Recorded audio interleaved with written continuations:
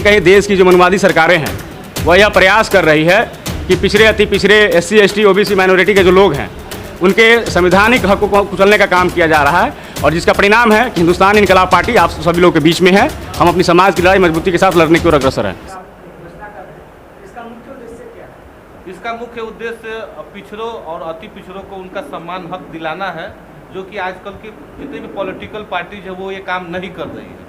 और हक का मतलब ये नहीं केवल राजनीतिक भागीदारी, शिक्षा, स्वास्थ्य, रोजगार, ठेकेदारी, सब में इन सब जितना भी क्षेत्र है जिसमें राज्य सरकार से संबंधित और गैर राज्य सरकार से संबंधित, उसमें पिछड़ा, अति पिछड़ा या वंचित तबकों को हमको जगह दिलाना है, जिससे कि बैलेंस समाज में हो सके। यही मुख्य उद्देश्य है।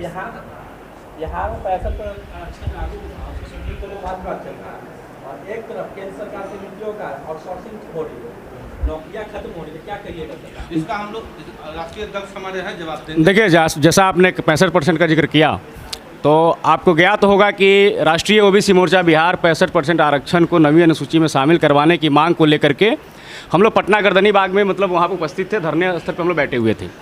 बिहार की जो NDA की सरकार है, तो तब के जो हमारे मुख्यमंत्री नीतीश कुमार जी के द्वारा जो आरक्षण देने का 65% आरक्षण देने का जो काम किया गया था, उसके बावजूद जब वो पलटी मार जाते हैं, उसके बाद में होता क्या है कि उस कहानी को थोड़ा सा समझिएगा, विस्तार से मैं बताने का प्रयास करूँगा कि उसको पटना हाई कोर्ट में चुनौती दिया जाता है, वहाँ से खारिज हो जाता है, सुप्रीम कोर्ट में चुनौती दिया जाता है, वहाँ खारिज कर दिया जाता है, और उसके बाद जब इनकी सरकारें बनती है, जब ये भाजपा के साथ चले जाते हैं, तब जाकर के असली खेला समझ में आता है कि ये जो उनका जो आरक्षण जो देने का जो 65% आरक्षण जो देने का जो उनका जो सिस्टम था वो बिल्कुल ढोंग था। सबसे बड़ी बात तो ये है कि राजनीतिक अधिकारों का हनन, मौलिक अधिकारों का हनन, संवैधानिक अधिकार का जो हनन हो रहा है, कहीं ना कहीं देश की जो मनवादी सरकारें हैं वह यह प्रयास कर रही है कि पिछड़े अति पिछड़े SC ST OBC माइनॉरिटी के जो लोग हैं उनके संवैधानिक हकों को कुचलने का काम किया जा रहा है, और जिसका परिणाम है कि हिंदुस्तान इनकलाब पार्टी आप सभी लोगों के बीच में है। हम अपनी समाज की लड़ाई मजबूती के साथ लड़ने की ओर अग्रसर हैं। सर, बिहार विधानसभा चुनाव में क्या आप लोग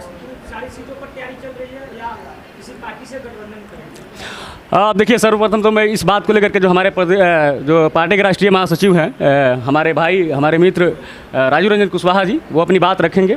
थैंक यू। देखिए, क्या है कि 243 विधानसभा क्षेत्र है इस पूरे बिहार में, लेकिन प्रॉब्लम यह है कि 243 विधानसभा क्षेत्र में इतनी बड़ी बड़ी पार्टियां हैं, वो सारे लोग, ये सारी पार्टियां चुनाव नहीं लड़ती।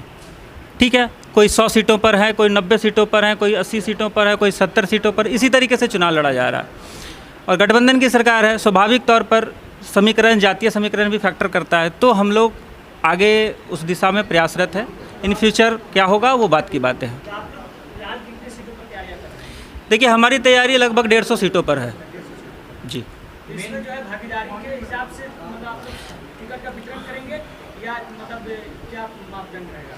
देखिए, मंडल कमीशन के द्वारा जो पिछड़े अति पिछड़े वर्ग के जो लोगों को राजनीतिक अधिकार देने की जो भागीदारी सुनिश्चित करने के लिए BP मंडल साहब ने जो प्रयास किया था, हम लोग मंडल कमीशन के अनुरूप ही हम लोग सीटों को अपने समाज के लोगों को देने का काम करेंगे। सर, बिहार में जिस प्रकार से भी लॉ एंड ऑर्डर है और जिस प्रकार से भी जो है शासन चल रही है, तो आपकी जब सरकार आएगी बिहार में, तो इसमें क्या कुछ बदलाव देखने को? बिल्कुल, आपको सबसे बड़ा मुद्दा हम लोग के लिए यह रहेगा कि डोमिसाइल के मुद्दे पे हम लोग मुखर हैं। बिहार का एक एक बच्चा, जो छात्र जो है, आप जब देखेंगे कि पटना हो गया, चंपारण हो गया, जो जहाँ भी हमारे जो एजुकेशनल हब है वहाँ पे बच्चे पढ़ते हैं, और जो सरकारें हैं जो डोमिसाइल को जिस तरीके से लागू किया, बाकी सारी चीज़ों लागू नहीं किया, उसके बाद जो बेरोजगारी बढ़ी है, अन्य राज्य प्रदेशों के लोगों को सबसे ज़्यादा जो है नौकरियाँ मिली है।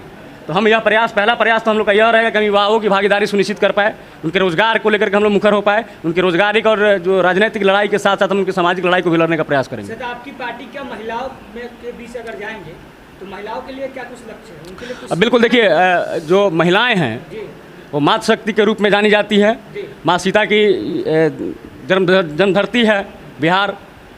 हम इन सारी चीज़ों को देखते हुए हम यह प्रयास करेंगे कि कहीं ना कहीं जो महिलाओं के जो अधिकारों को वंचित करने का प्रयास किया, जो महिला संवाद यात्रा के नाम पर जो माननीय नीतीश कुमार जी ने जो बिहार की महिलाओं को ठगने का काम किया था, हम उसका भंडाफोड़ भी करेंगे, और हम यह सुनिश्चित करने का काम करें कि महिलाओं को समानता का अधिकार मिले, उनके जो सुरक्षा का समान अधिकार मिले, उनके शिक्षा का अधिकार मिले। इन सारी चीज़ों को लेकर हम लोग प्रयासरत रहेंगे। और सबसे बड़ी बात कि महिलाओं को हम लोग सबसे ज़्यादा आगे बढ़ाने का काम करें, उनके राजनीतिक अधिकारों को हम लोग स्वेच्छा से ही नहीं मतलब आधिकारिक तौर पर भी हम लोग उनको देने का प्रयास करेंगे। सर, तो आज आप आगे का क्या रणनीति रहेगी आपकी, आज के बाद की रणनीति जो है वो क्या रहेगी, तो कुछ बताएंगे आप? देखिए, आज तो पीसी के माध्यम से हम लोग आप सब लोग सब उपक्ष हैं, उपस्थित हैं। प्रयास यह है कि इस प्रेस कॉन्फ्रेंस के बाद बहुत जल्द एक फिर प्रेस कॉन्फ्रेंस रिलीज़ की जाएगी, जिसमें हम लोग बिहार में जो हम लोग राजनीतिक अधिकार यात्रा के नाम से, संवैधानिक अधिकार यात्रा के नाम से, आरक्षण अधिकार यात्रा के नाम से हम लोग जो है पूरा बिहार भ्रमण की ओर अग्रसर होंगे। जैसा कि आपने बताया कि डोमिसाइल नीति लागू करेंगे, आपकी जब भी गवर्नमेंट आएगी तो डोमिसाइल नीति लागू करेंगे।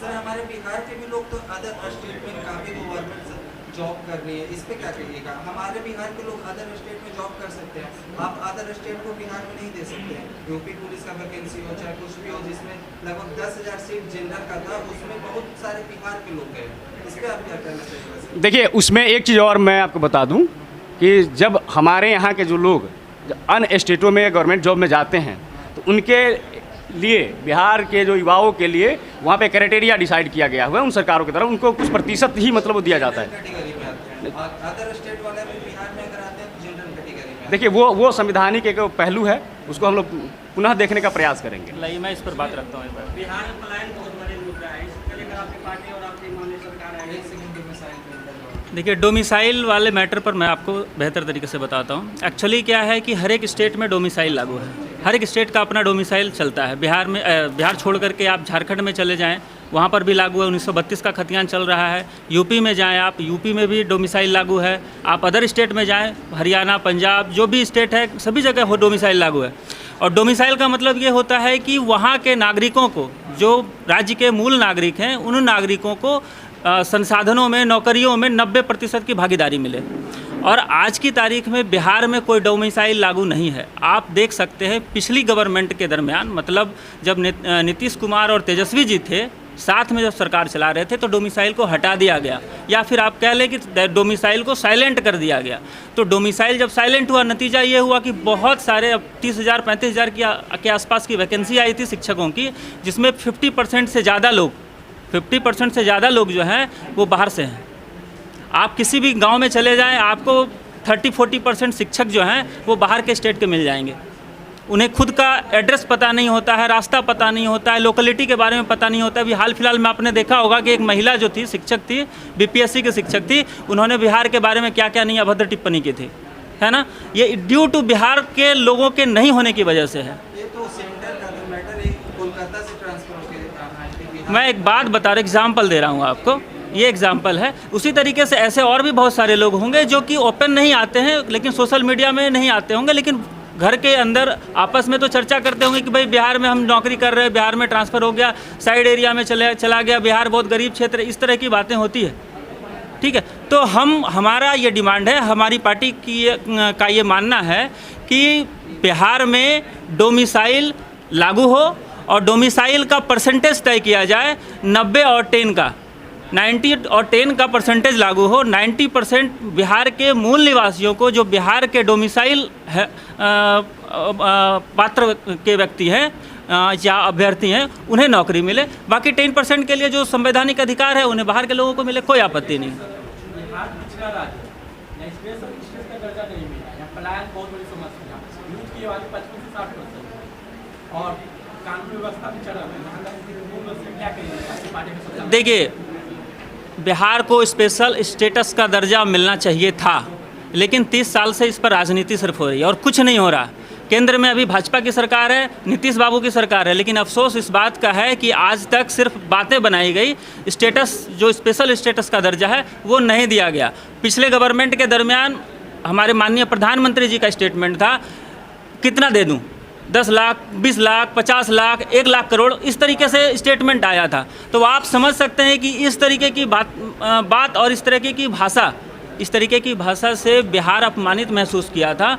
और आज के संदर्भ में अगर हम देखें तो बिहार को स्पेशल स्टेटस का दर्जा चाहिए, क्योंकि वाकई में बिहार इस बात को डिज़र्व करता है, इस स्टेटस को डिज़र्व करता है, क्योंकि बिहार में जिस हिसाब से गरीबी है, बेकारी है, बेरोज़गारी है, भुखमरी है और आर्थिक सूचकांक में भी बिहार पिछड़ा हुआ है, उस आधार पर यह माना जा सकता है कि बिहार को स्पेशल स्टेटस का दर्जा मिलना चाहिए।